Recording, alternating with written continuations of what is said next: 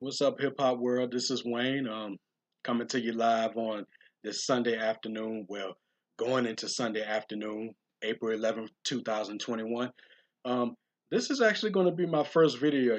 For somebody who's striving to be a politician, you would have thought that I would have made more videos than this, but this is actually going to be my first video, and I'm going to be doing my tribute to DMX. And as we all know, he passed away on Friday at the age of 50. I'm still in shock. Still in shock at what happened. And I still remember it was 1 week ago. My friend Keith had sent me the text from TMZ, pretty much saying that he was in the hospital and in a grave condition. Not really doing too well. And at that point, I was worried.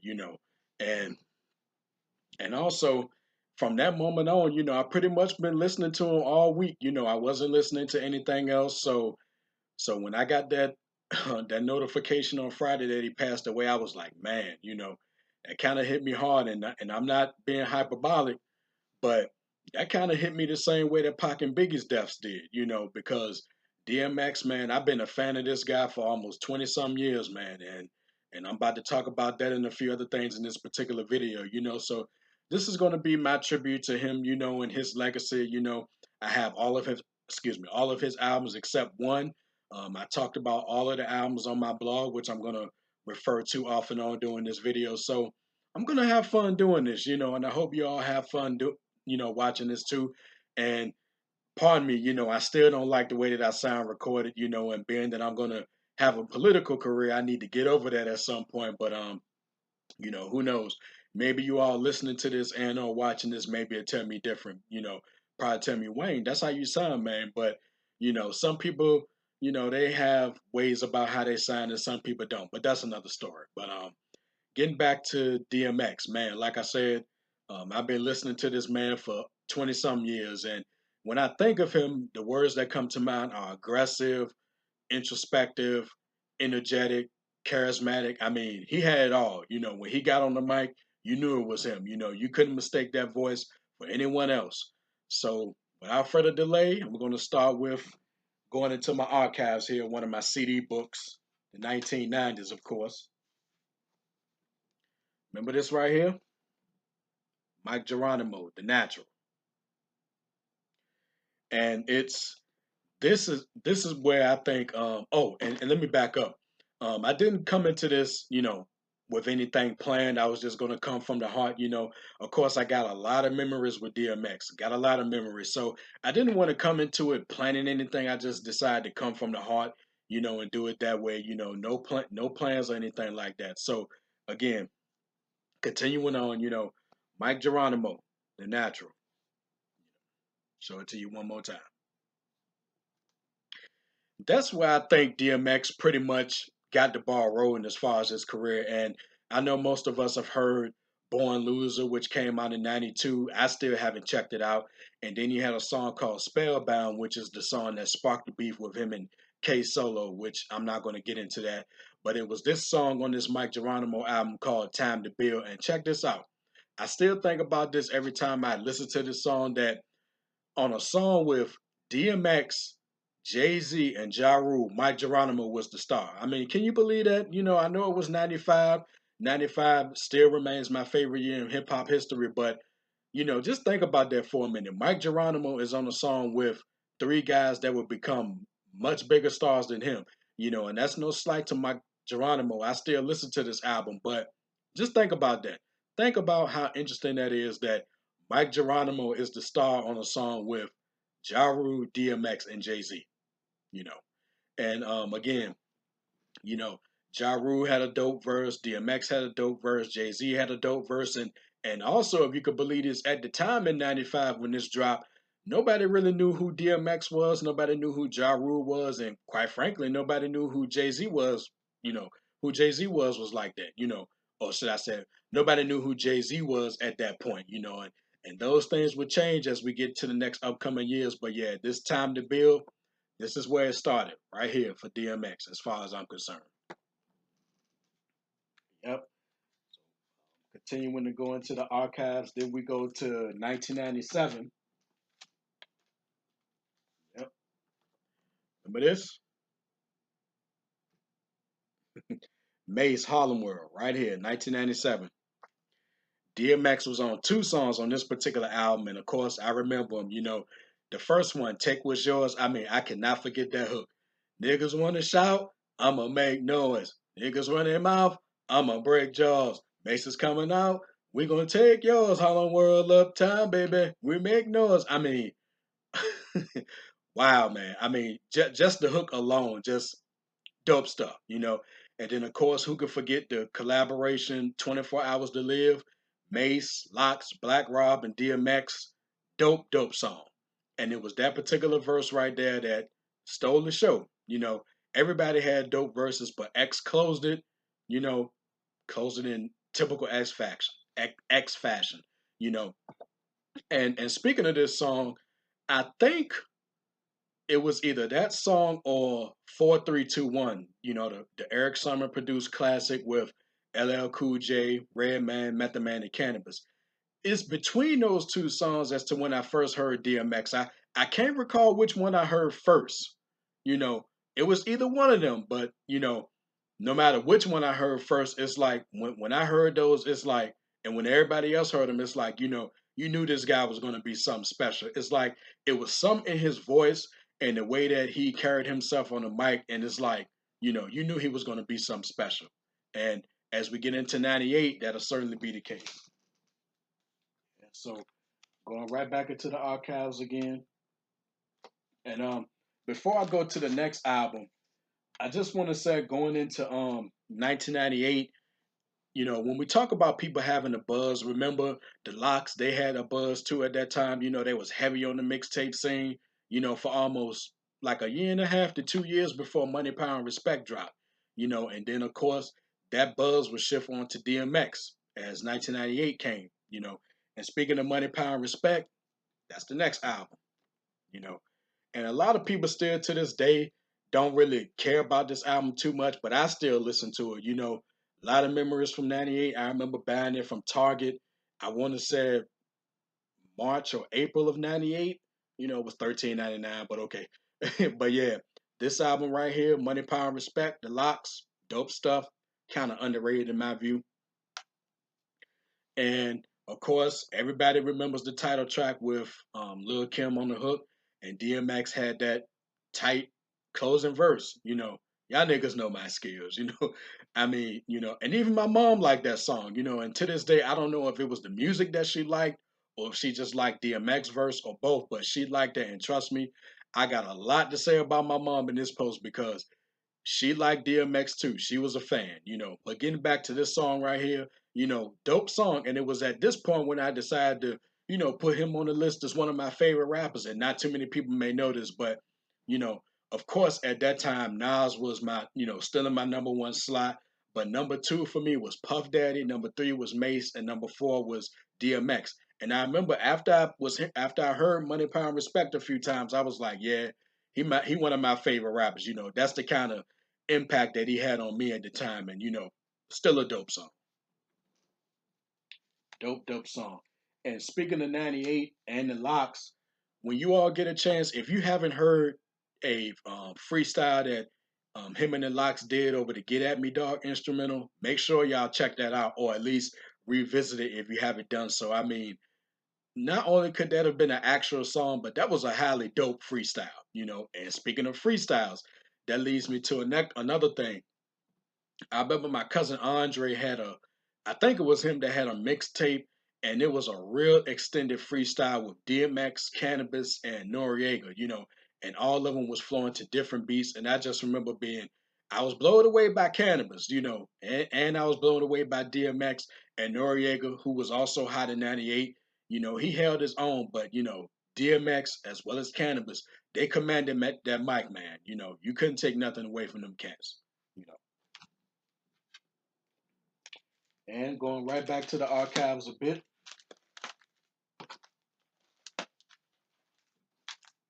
yeah, going through the CD book. Now, check this here. Now, you may look at this and you probably be like, yeah, it's a little warm, but this is actually the original pressing of the album. I bought this on July 4th, 1998, a few days after my birthday. And I got this from Circuit City. I got this along with C Murder's Life or Death, Soldier Slim's Give It to Him Raw, and the True album, True to the Game. I got all those on the same day with birthday money, and I remember just being so happy that day, birthday money, all that, This is the original pressing, and a few years ago, I went ahead and got a newer copy of the album, but I made sure to keep this. This is the original pressing that I bought in 1998. Still held it in high regard, you know, still kept it, and it still plays. It skips in a couple of spots, which necessitated me buying a newer version, but this is the original pressing right here. Still got it in my possession. And I just want to make another comment about No Limit. Anybody who knows me remembers how crazy I was about No Limit back in 1998. They was in their prime, and at one point that was all I was listening to. But man, if there was anybody who commanded my attention outside of No Limit at that time, in addition to a few other artists, it was DMX. That was on heavy rotation with me at a certain point. And yeah, I was still listening to No Limit, but DMX held my ear. And I mean, wow, man, just the buzz. And I'm about to talk about this album a little bit. Well, not a little bit. If anything, DMX's first four albums, I'm gonna go a little bit in depth with those because they have a lot of nostalgic vibe with me, especially the first two albums. So I'm gonna be referring to my blog off and on, and it's not gonna be a um, album review or anything like that. I'm gonna just make a couple of points here.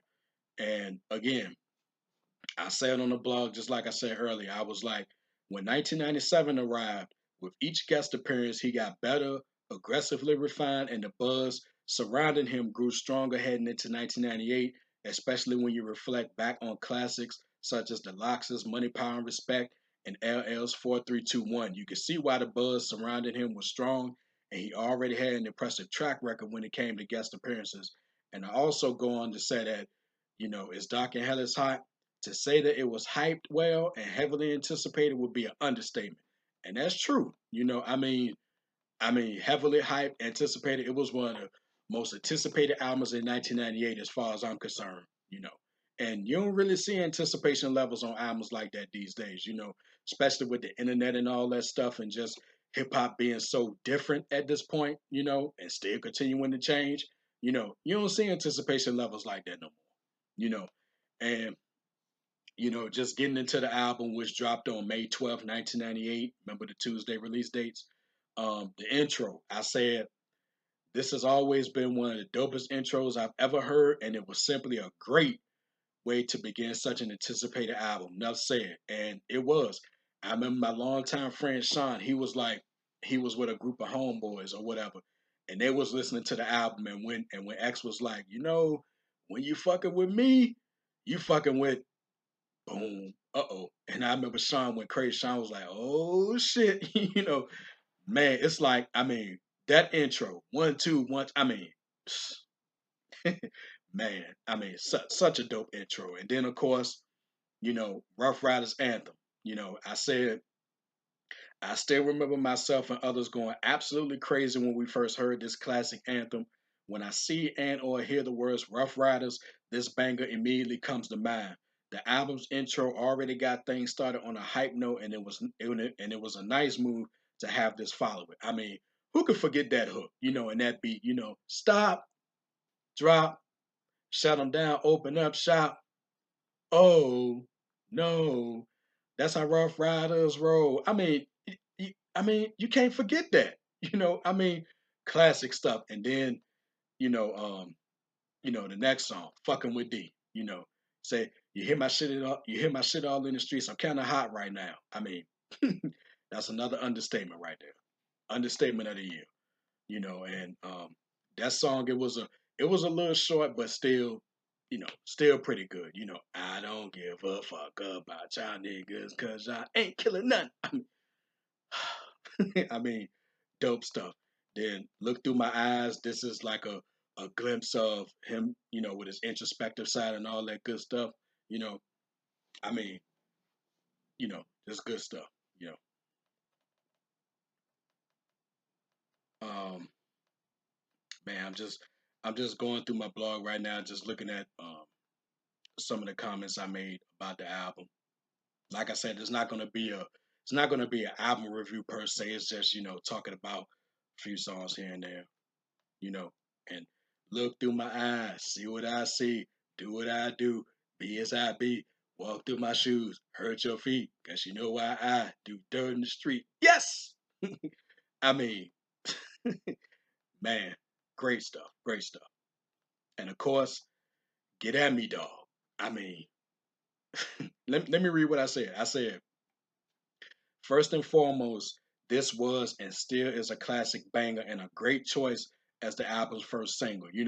And you almost forget that sheet from the locks is on the song, but man, I mean, I like I said, I went crazy when I first heard that song, and when I listen to it today, it just takes me back to that moment in time where, I mean, it was on the radio, it was on TV. I mean, such a dope song across the board. I mean, it doesn't get no better than that, And of course, I gotta say one of my favorite lines from the song. He said,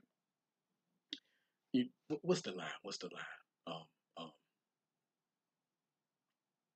After the K solo bar, he was like, and it's gonna take all these niggas in the rap game to better move me because when I blow shit up, I had niggas falling like white bitches in a scary movie. Ah, I don't know how to act. Get too close to niggas is like protected by Viper. Stand back. Oh my god, man. Oh man, I mean, great stuff. Great stuff. Classic, still holds up today. And then after that, Let Me Fly. Love this song. You gonna let me fly or give me death? Let my soul rest, take my breath. If I don't fly, I'ma die anyway. I'ma live on, but I be gone any day. I mean, love that song. Love that song, man. You know, um, then we go to Damien, the three-part series, and I really like this song. And to this day, I really couldn't tell you which one of the three parts is the best one. I probably lean towards that first one. The snake, the rat, the cat, the dog. How you gonna see him if you're living in the fog? I mean, great stuff. And it took me a while to realize that, that DMX was doing his voice, but in an altered state. And if you guys remember Biggie's classic, "Give Me the Loot," X pretty much did the same thing. And it was effective. And it was so effective. It's like you can listen to it and that's DMX doing the other voice, but you get so wrapped up into it, it's like you almost forget that DMX is doing, he's doing it. I mean, great song. And like I said here, um, X was one of very few artists who switched up his voice on the song to a point where you didn't know whether it was him or not. It actually didn't take me well, I said this. It actually didn't take me a long time to figure that out. Like Biggie's "Give Me the Loot." Furthermore, in hindsight, this Damien series was quite the creative concept in nature by X. I was reading a review that stated DMX was either talking to the devil or it was the devil within himself. Even though in the song X says Damien wants to be his friend, and I also said it's entertaining and captivating at the same time. To be continued, of course. I mean, like I said, great stuff, and you know, great stuff. How's it going down? One song for the ladies, and that song was not out of place on an album like this. It was still dope, and it's one of the songs that my mama liked from DMX. And again, I'm gonna get to my mom. Just wait till I get to the third album. And then everything else is just pretty much hit after hit. Crime Story, which flexes his storytelling muscle. Stop being greedy. You know, y'all been eating long enough now. Stop being greedy. Skip it real, partner. Give to the needy. I mean, dope stuff. And then, um, a boom, boom, boom. Open the door. ATF. I mean, dope stuff, man. Just dope, dope, dope. And then, I can feel it. Um, for my dogs, which had Dragon's debut. Great stuff. And the first prayer that he had on his album, which showed, he did believe in God, and even then and now, I never looked at that as blasphemous, because he had his demons and stuff that he was trying to work through and stuff that he was battling, but you cannot question this man's faith in God. And that first prayer from the first album, I mean, I remember one time he did a show performing that, and at the end, he teared up. He was crying, because he got into it, So you couldn't question the man's bibliography, so to speak, And that's for the lack of a better word. He wasn't religious per se, but he believed in God, Excuse me. And even then, when I mention God, that brings me to the convo, and I talked about not only how deep not only how deep the song was, but I consider that a prequel of sorts to Ready to Meet Him, and I'm gonna talk about that when I get to the Flesh of My Flesh album. Great stuff. And then of course we close such a classic album with Niggas Done Started Something, which got the Locks and the Mace on it. Now, I said the Mace, the Locks and Mace on it. Now, this song is, I mean, it's one of the dope collaborations. And one thing that I take from 1998 is that 1998 had a host of dope collaborations. This is one of them. Mace, and I said even on here that I want to say that this song was probably made in either 96 or 97, because Mace sounded different and more aggressive than anything on the Harlem World album, and of course Locks brought that heat, but DMX kills it. Kills it. Now, I'm gonna put this video up on YouTube, so I hope it don't get flagged or anything. But I gotta quote these lines.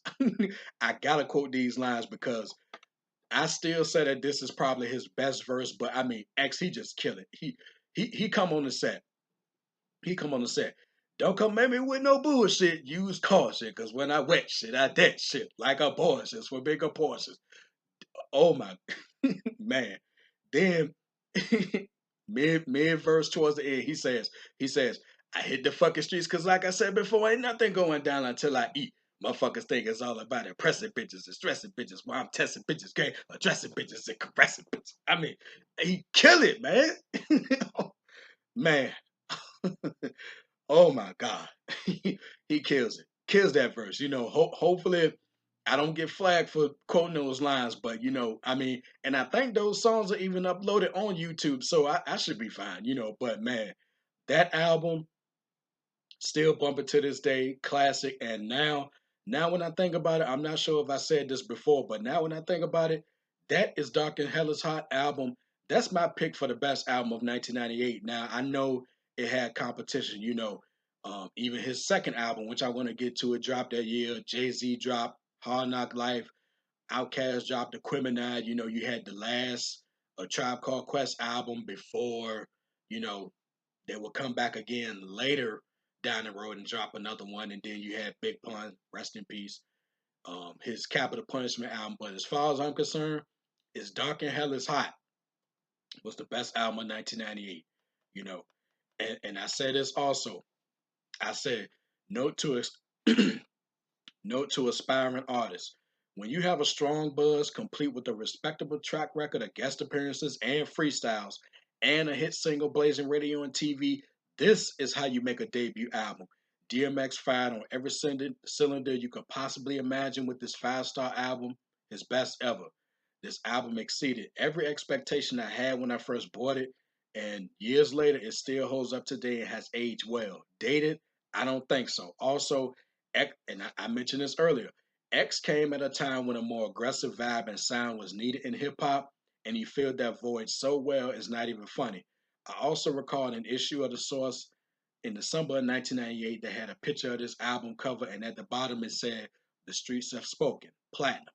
You know, it deserved it, as well as the 251,000 units it moved in its first week and the four times platinum certification it received on December 18th, 2000. This was without a doubt one of the top five best albums of 1998. One hell of a debut, classic. And like I said, that's my pick for the best album of 1998, bar none. I mean, such a great album. And then, before I get to the second album, then a month later, Onyx returns after 3 years, 3 years since 1995's All We Got Is Us. They came back with Shut 'Em Down. And of course, X was on the title track. I mean, shut 'em down, shut 'em down, shut 'em down. What? I mean, you talk about a match made in heaven. X with Onyx. And I mean, that song was so incredible. So incredible. Now there was a remix with Noriega and Big Pun, but that remix cannot hold a candle to the original. I mean, shut them down, throw it on right now if you got it. I mean, great stuff, man. Great stuff. So, speaking of great stuff, right here. Album number two, Flesh of My Flesh, Blood of My Blood. Now, this one, I'm about to allude to this. X was so hot in 1998 that he had to come back with a second album. Now when your buzz is that hot, you know, where you got the streets clamoring for you, you in high demand, you got to drop an album. And as far as I'm concerned, these were not the leftovers from As Dark and Hell is Hot. This was an album full of original material, and this is the original pressing that I bought. And I got a funny story about this. I went somewhere with my grandma and my mom, and I think my aunt Nisi in the latter part of '98, and I was waiting in the car or something like that, and I had this, and I had Mystical's Ghetto Fabulous in the ride too, and something happened, and the Mystical CD got damaged, and I initially bought that when it first came out, which was December 15th, 1998, from Willie's Records, Tapes, and CDs. I bought that, and it was damaged, so thankfully I had some Christmas money on me, and I went to Target and I bought this and another copy of Ghetto Fabulous. And this right here, yes, much like As Dark and Hell is Hot, I went and bought a newer copy of this, but this is the original pressing right here. The original pressing. Made sure to keep it, you know. So again, like I said, the buzz was hot. I mean, you know, dope stuff. And of course, to get the album started, my niggas, all I want to hear is right here. Man, dope way to start the album. And then this my friend, my longtime friend Sean, if he's looking at this, he remember Bring Your Whole Crew. I just love when a nigga bring his whole crew. It's just a bigger piece of cake for me that you will hold through. I mean, dope stuff. You be a dead motherfucker, red motherfucker. Don't be stupid. You heard what I said, motherfucker. I mean, he kills it, man. Kills it. Dope stuff. Then speaking of dope, ain't no way you're gonna stop my flow. Ain't no way y'all niggas just don't know when niggas is about to go. Oh no, oh no. Ain't no way you're gonna stop my shine. Ain't no way y'all niggas gonna stop mine. You must be out your motherfucking mind. I mean, dope stuff. I mean, dope. I mean, you notice I keep saying that because that's what it was. That's what it still is. Dope. And then you know, other joints like, which I want me to do. Keep your shit the hardest. It's about to go down. Niggas is ready to start this war, that's for sure. Niggas come and get it. Ride or die. Why? Cause y'all niggas is with it. I mean, uh, dope, dope. Tight stuff. Then remember when I was talking about Damien from the first album where he did this, the second part on this album, and he had Marilyn Manson on it. And let me tell a little story about this one. So this I was in the ninth grade at this point, Petersburg High School, and if I remember correctly, um, it was a cat named Michael. I'm not going to give his last name, but I remember we was at PE one time, and then two of our coaches, they were white men. Michael, he had flat out asked the guys. He was like, so what's up, man? Y'all listen to Marilyn Manson? Y'all on Marilyn Manson and stuff like that. He got a song with DMX, and I could not stop laughing to myself, man. I knew what song he was talking about, and I don't think the coaches even paid him no mind or whatever. But it's like, I just remember that. But this song, I mean, what I said right here is I refer to this one as Damien Part 2 because that's essentially what it is. It picks up where the first part left off. The first time around, we saw X embracing Damien. Here, he's seemingly trying to distance himself from Damien, even with all the help he's getting. I really like the running storyline, and it's a bit better than his predecessor. And yes, Marilyn Manson on the hook added a little something to it. And whereas with the first one, it was the snake, the rat, the cat, the dog. Marilyn Manson came in, slowed it down a little bit, and real effective, real effective. You know, then we go to slipping. Slipping. I still to this day don't understand why the song was added on the album, but this is another one of his introspective joints. You know, dope song. Um, then we got No Love for Me with Dragon and Swiss Beats. Ain't no other cats got love for me. Ain't no cats gonna bust slugs with me. Ain't I mean, Dope, dope stuff, you know. And I'm gonna talk a little bit about Swiss Beats towards the end, you know. But like I said, dope stuff. Dogs for life, dope stuff. And speaking of dopeness, and if I'm saying dope too much, pardon me. It's just that's just one word that comes to mind, you know. And speaking of that, Blackout with Jay-Z and the Locks again, another one of those dope collaborations from '98. I mean, X, Styles, Jada, Chic, and Jay Z, they just kill Swiss's track. You know, kill his track. I mean, so many great lines, and there's no hook. They just go, you know, ball for ball. Dope stuff, man. Um, Flesh of my flesh, blood of my blood. The title track. The heat is on. All y'all niggas ready to fly? The heat is on. Are y'all really ready to die? The heat is on. Have your mother ready to cry? The heat is on. Why? The heat is on. Man, I love that song. Love that song.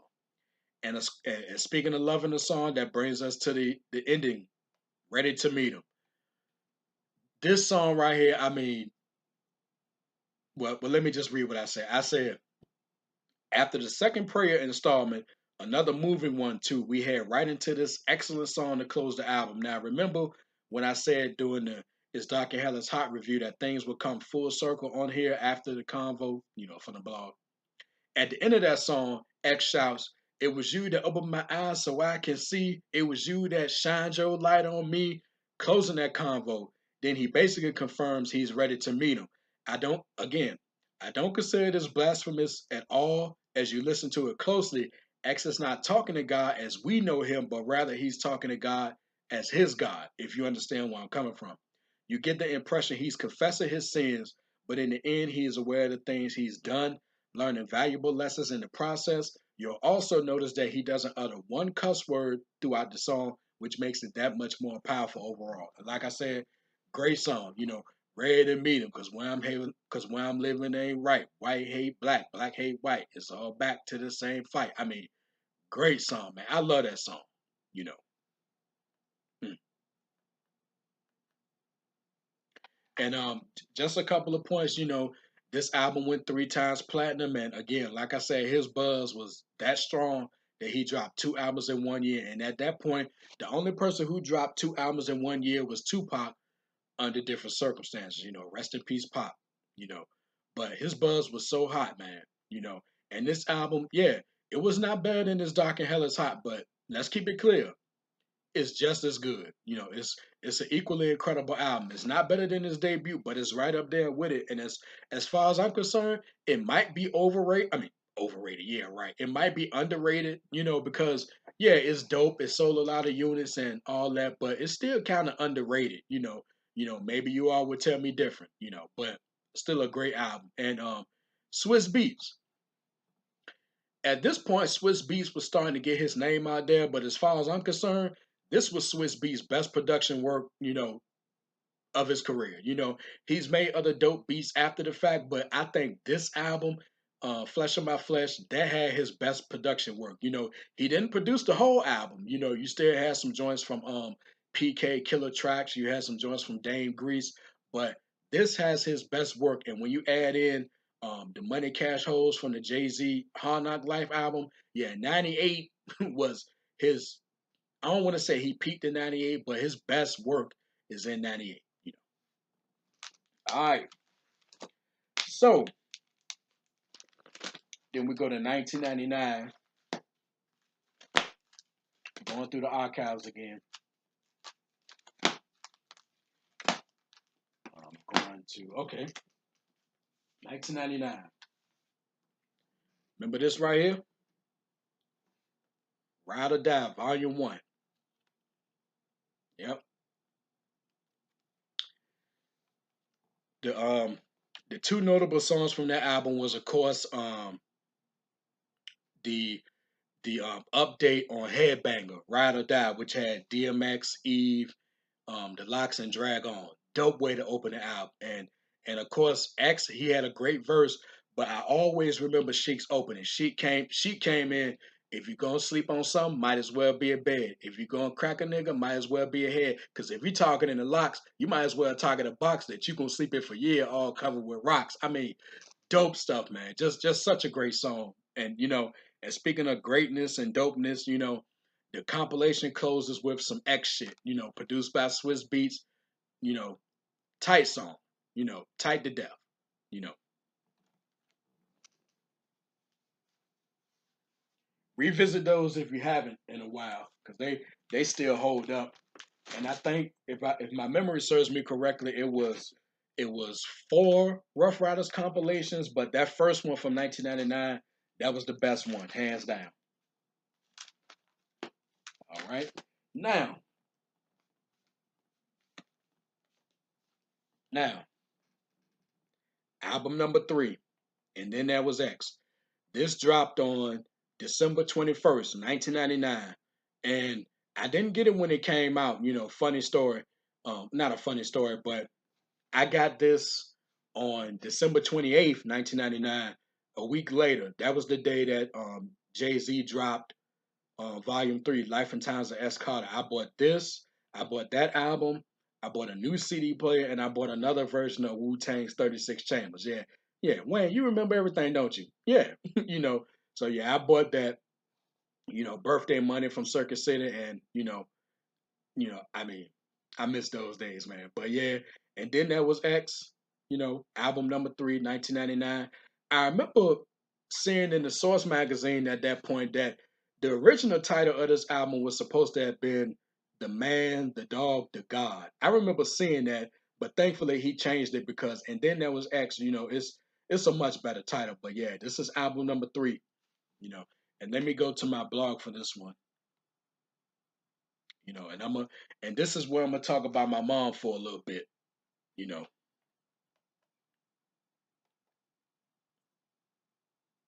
All right, let's get this up and running here.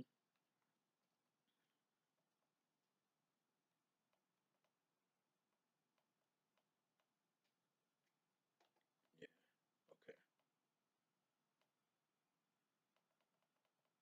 okay. Okay. Now, Party Up, which at this point will probably be the song that he's probably the most known for. It was a success. It sold this album quite well. And I mean, y'all gonna make me lose my mind. Up in here, up in here. I mean, that is so recognizable. I mean, you can't mistake that for nobody other than DMX. I mean, that one chorus is just so recognizable to a lot of people, you know. And speaking of my mom, I'm about to, well, let me read this from my blog. Okay, I said, "Oh man, this joint, the second single released from the album, was a hit back in 99 and 2000. And in addition to the DMX name itself, it was this song that sold this album and it worked in spades. And again, who could forget the energetic hook?"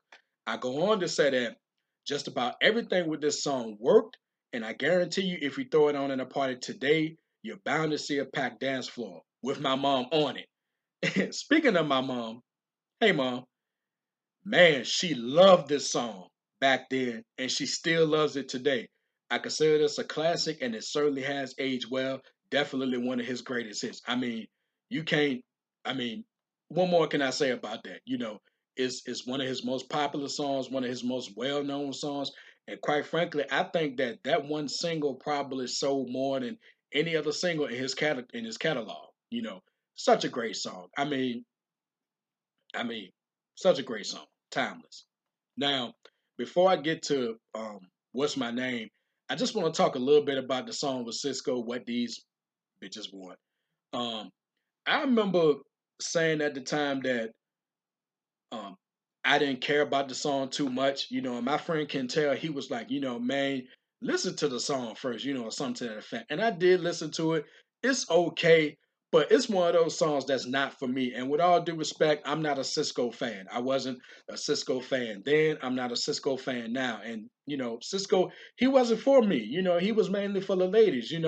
And I knew very few cats who liked Cisco like that. But you know, I just wanted to make that clear. No, I didn't hate Cisco, but he wasn't for me. he wasn't for the fellas. So I just wanted to make that clear. So we get to the next song. What's my name? I mean, such an incredible song. So incredible, aggressive, energetic. I mean, just about every adjective you can throw at it is here. And I say, hot damn. As the album's first single, this was a hell of a banger and one of my top five favorite DMX songs ever. The energy, lyrics, hook, you name it. All of that was present here, complete with a dope video. Plus, my mom enjoyed the hell out of this song, almost more than I did. Classic DMX here. Man, look, I think my mom probably listened to this album more than I did.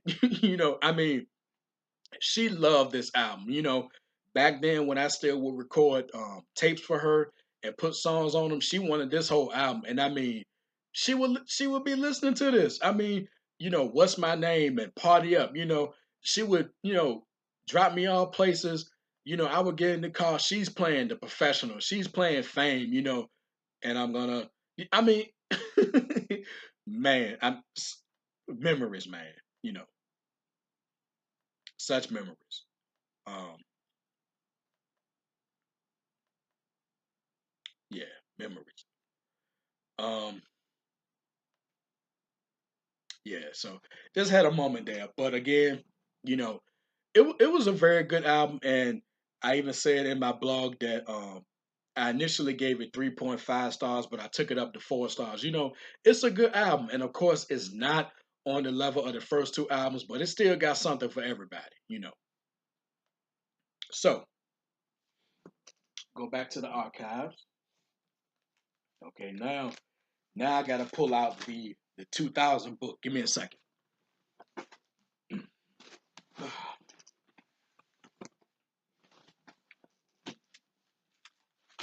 All right.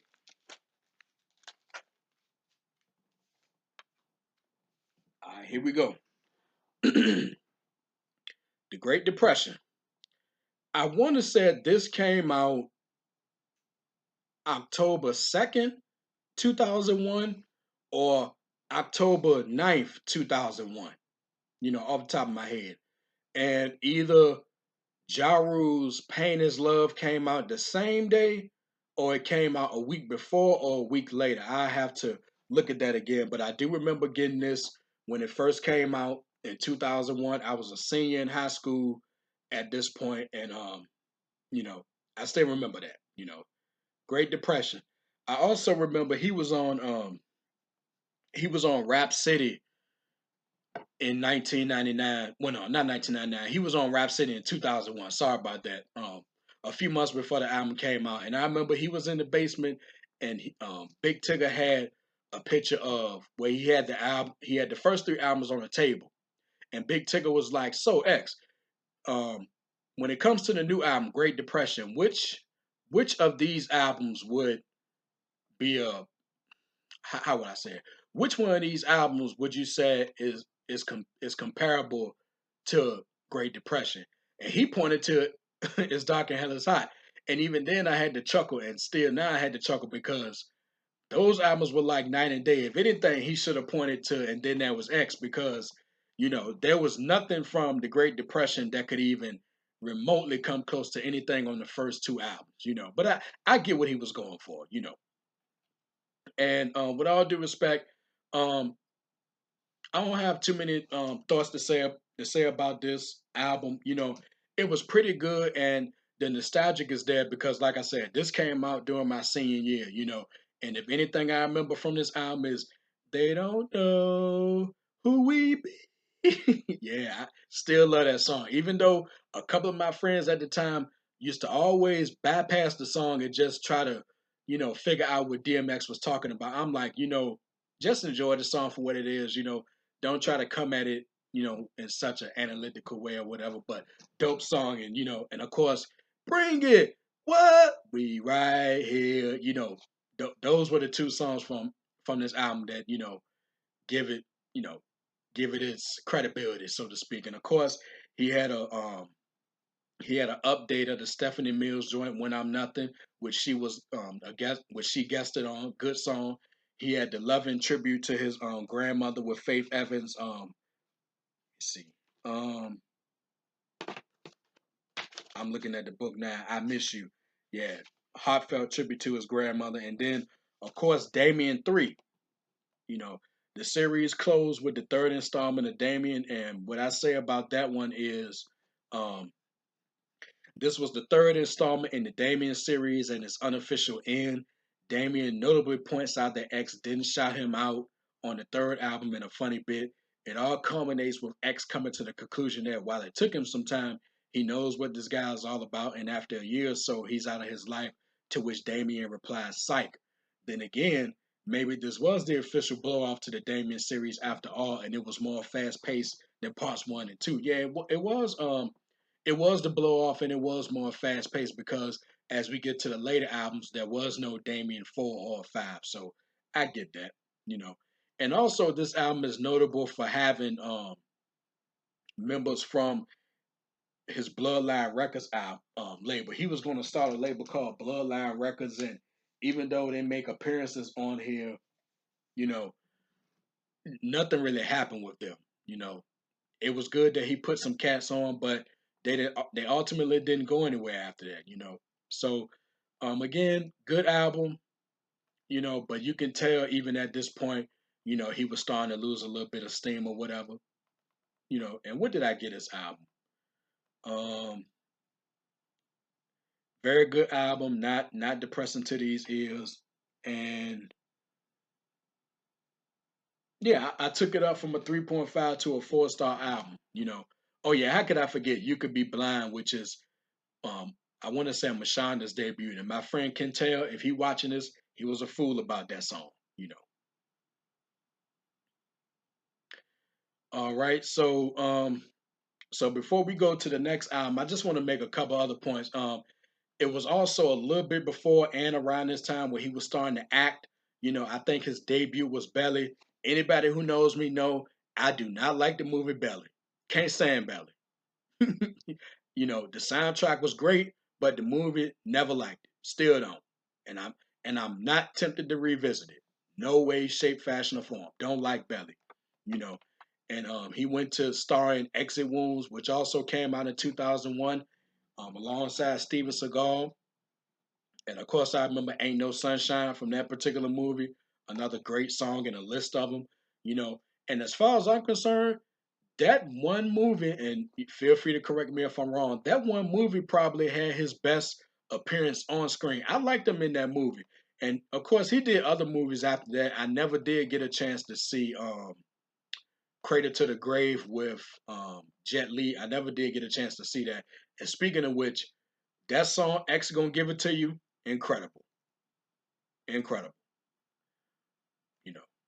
So obviously, in between the the Great Depression album and the next album, you know, he was getting what I would call that movie money, you know. And he was a good actor, you know, kind of underrated for his time as far as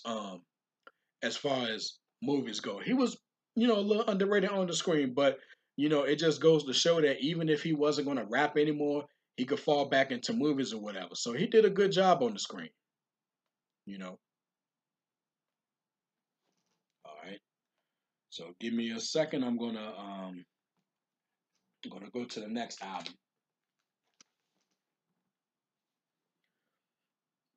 Just trying to get my blog post up talking about it. Well, as that comes up, album number 5, Grand Champ, 2003. Yeah. Now, this particular album, when I first bought it, I wasn't too crazy about it. And it didn't hit me until, like, I want to say a few years after the fact that I thought it was pretty good. And I think I gave it 4 stars. But yeah, for some reason I did not like it when I first heard it, you know. So I had to listen to it again, you know, and take my time with it, you know. And I'll just comment on 2 songs right quick. Well, three really. The first one, Where the Hood At. I mean, this guy knew how to make hit singles, man, and that was another one. Definitely one of the anthems of 2003. I said classic banger. At this point, X was still capable of making something hard enough for the streets, but not out of place on the radio. And believe it or not, this joint did grace radio and TV for a respectable amount of time in 2003. Vintage DMX right here. And again, great song. Great song. Now, next up, Get It on the Floor. Now, I think my mom, she liked this one too, and I want to say that they still played it on the radio. This was another one of his radio hits, and it wasn't on the level of Party Up, but it still got the job done. And I said the radio loved this one back in the day, and again, I believe it still receives play in certain areas. Without compromising his sound at all, in my view, X still knew how to make a banger that could blaze the radio and the clubs without coming off as watered down. Plus, my mom still loves this one too. Yes, indeed. Yep. Yeah, so good song. And then the only other song I want to talk about is Shot Down, which had Styles P from the Locks and 50 Cent. Now, of course, as we all remember, 2003, let's keep it real. 2003 was the year 50 Cent and G Unit, and 50 Cent was at his hottest at this point. So it's only fitting that he would show up on the DMX album. And again, this song probably is the best song on the album. And I say it hands down. This is my favorite song on the album, another banger, bringing the forces of Rough Riders slash D Block and G Unit together. And I can see why X wanted a still inspired and motivated 50 for this one, considering how he was the hottest MC in the game in '03. Dope stuff here. And it was dope. Pretty dope song. Um, and like I said, I don't know why it's acting up or whatever, but I did I did say that I want to say I gave it 4 stars. At the beginning I didn't like it, but over time, it aged well. So no problems there. All right. Then we go to album number 6, Year of the Dog. Again, this came out in when did this come out? 2006. Year of the Dog. And in between Grand Champ and this album, a lot of time had passed. Um, so things were a little different when he came back. And I'm only gonna comment on 3 songs from this particular album. We in here. I mean, check this out. What I said then and what I still feel today is when X goes away for a while, he knows how to return with a banger. And hot damn, that's what we get here. Swiss's beat simply knocks, especially in the ride. Throw it in the ride. And X came through with the charismatic aggression that's hard to deny. This song did make a little noise at the time, but it really should have been bigger than what it was. Yeah, definitely. You can attribute that to the ever changing nature of hip hop. And X does comment on that during this song. Other than that, this is so damn dope. That's what I wrote at the time. And it's a great song. It's a great song. And speaking of greatness, right after that, another Swiss Beats produced banger. I run shit. I run shit here. I run shit. And I said that X was probably watching Training Day going into that one because the Alonzo Power theme is very present on this banger. I mean, straight banger, man. I love that song. And then um, now most will say this is the best song, and if you do, I can't argue with you. Lord, give me a sign, which was produced by Scott Storch, and I said excellent song and the best way to close the album. And I said remember the convo, ready to meet him, Angel, a minute for your son, and thank you. This song follows. Excuse me. This song follows in the same footsteps of X talking to his God. This is another song that should have been bigger than what it was. Yeah, I agree with that. Should have made more noise. But like I said, 2006, in an era of them franchise boys and Young Jock, Young Dro, and D4L, and Lean with it, Rock with it, all that stuff, you know, X was just an afterthought at that point, sadly, you know. But yeah, man. And then then his next album, which was called Undisputed, I didn't buy it. And the Year of the Dog album, like I said, it was good, but those songs that I mentioned were the highlights. I mean, I know it had a couple other good songs on them, but like I said, things were changing. And speaking of changes, that brings me to Undisputed. if my memory serves me correctly, it came out in 2012, and I remember looking forward to it. But when I listened to it, honestly, I was not impressed. It had a couple of good songs on there, but you know, you could tell he sounded different. At times, it sounded like he was phoning it in. He wasn't motivated, or whatever the case may be. But and I said at the time when I did on my blog that I had no desire to revisit it, and even after his passing, I probably won't revisit it because I didn't care for the album, and hey, at that point, you could say the bloom was off the rose or whatever, you know. So that brings us full circle to now. Man, I mean, so many memories. Like I say, I've been listening to him since late 1997. So we talking almost 25 years. And most of his material has aged well, and particularly the first two albums, but overall the first four albums have a lot of nostalgia with me, taking me back to my eighth grade year at Peabody Middle School, my years in high school, my senior year, all of that good stuff.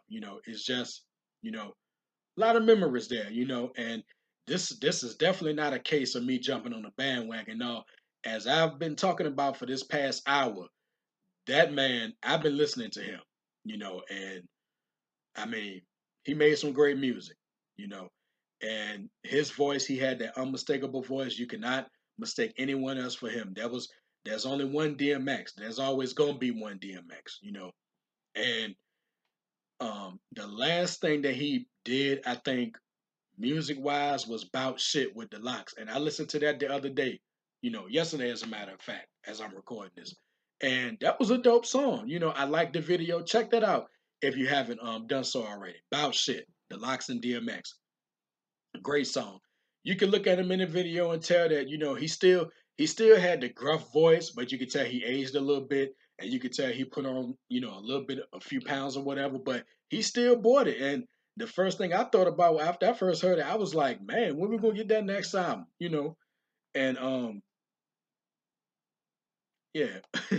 So pardon me. But yeah, I thought we was gonna get another album, and I would not be surprised if between that and his untimely passing, if we did get another album, if we do, great, I would check it out, but um, it's just sad, And speaking of other stuff prior to his death,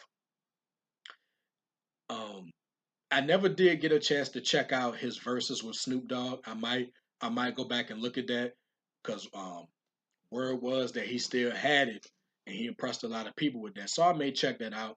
And I do remember he did I want to say the BET Awards either in 2013 or 2014 or something like that. If that's on YouTube, I have to check that out.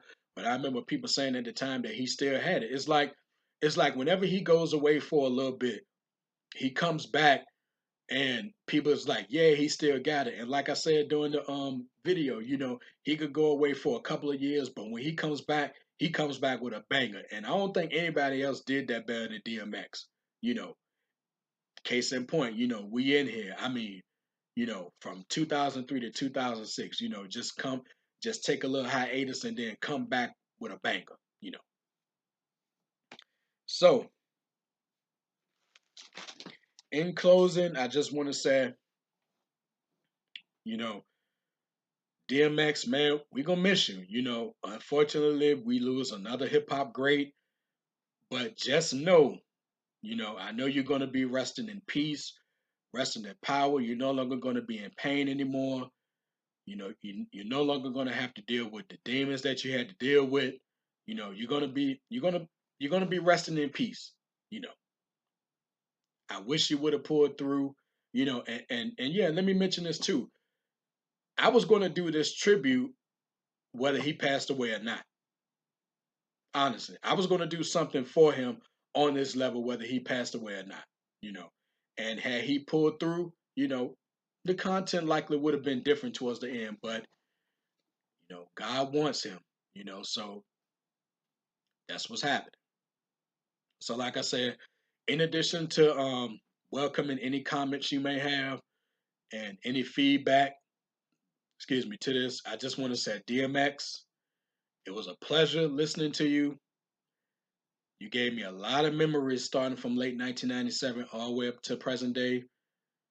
You know, my mom loved your music. Family and friends loved your music. Millions loved your music. You touched a lot of people.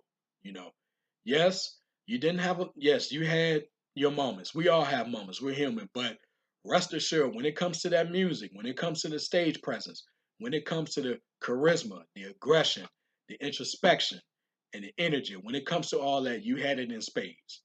You know, there's never going to be another one like you. You know, so I'm glad that while you were here, you was able to give us timeless music that this music is going to live on forever. You know, it's dark and hell is hot, flesh of my flesh, blood of my blood. You know, great stuff. You know, your music is going to live forever. You touched a lot of people. You touched me. You know, and and in closing, as you said in the 24 Hours to Live song, we will remember your name. We will. Rest in peace, Earl DMX Simmons. Thank you for watching.